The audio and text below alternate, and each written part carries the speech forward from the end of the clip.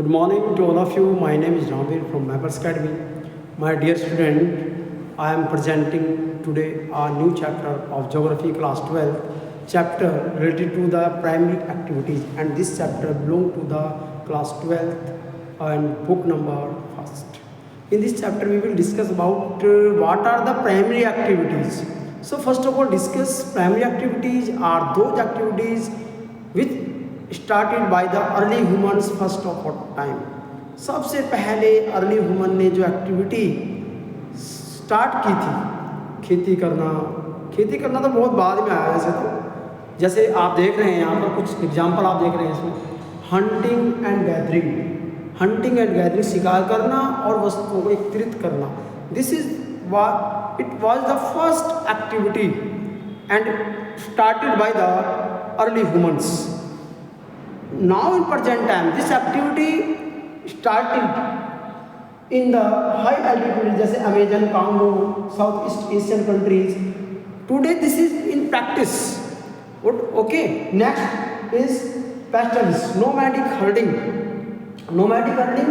In present time, Sahara Desert, Asiatic Desert, sea coast and camel, Tibetan yak and these reindeer, all these animals have Rudyard by the human being. आज भी ये practice में आ रही है, ये आज भी एक इम्पोर्टेंट एक्टिविटी बन चुकी है. नेक्स्ट एक्टिविटीज में आती है commercial livestock and rearing.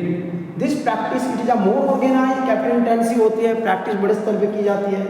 Number of animals reared on large scale and this based on the practice in New Zealand, Australia, Argentina and other part of the Asian countries.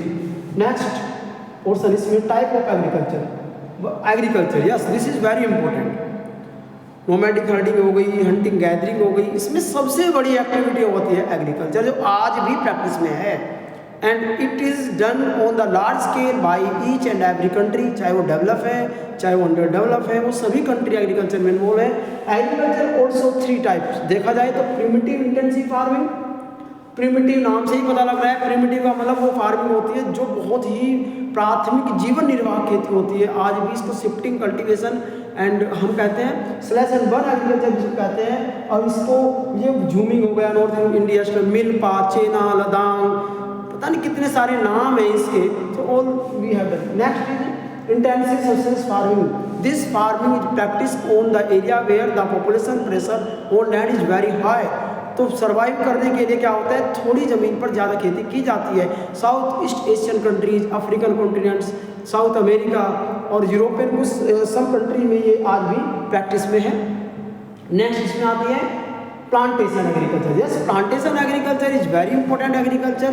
Class 10th में आप लोगों ने पढ़ा था, single crop grown on a large scale is known as plantation.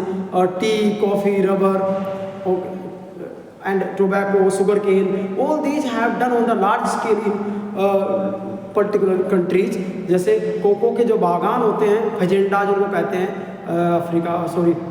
South America continent Brazil में, और वहाँ पर बड़े स्तर पे जो है कॉफ़ी की खेती होती है. आसाम इंडिया में Surma valley, it is known for the cultivation of tea. Next extensive commercial and dairy farming. This is another part of the agriculture. अगर देखा जाए तो मॉडर्निटी में ये आ गई है extensive commercial grain farming, corn, barley, oat, rye etcetera. आज machine done, it is based on machinery. Okay. Dairy farming आपको पता है बहुत बड़े स्तर पे जब खेती होती है एग्रीकल्चर, तो उसका एक पार्ट जो भी ग्रास लैंड पाए जाते हैं पूरे वर्ल्ड में, that is done on the dairy farming.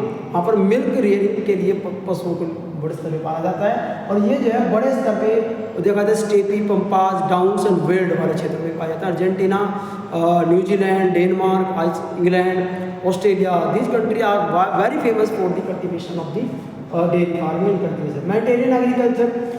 This is agriculture done on the large scale on the around of the Mediterranean C. European देश में होती है, इटली, स्पेन और ये सभी कंट्रीज़ के चारों तरफ फैले हुए हैं. तो वहाँ पर जो है ज़्यादातर देखा जाए तो वीटी कल्चर्स पाई जाती है, अंगूरों की खेती होती है. और देखा जाए तो यहाँ पर अलग अलग टाइप के फ्रूट्स होते हैं. This is known as the orchard of the world of fruits.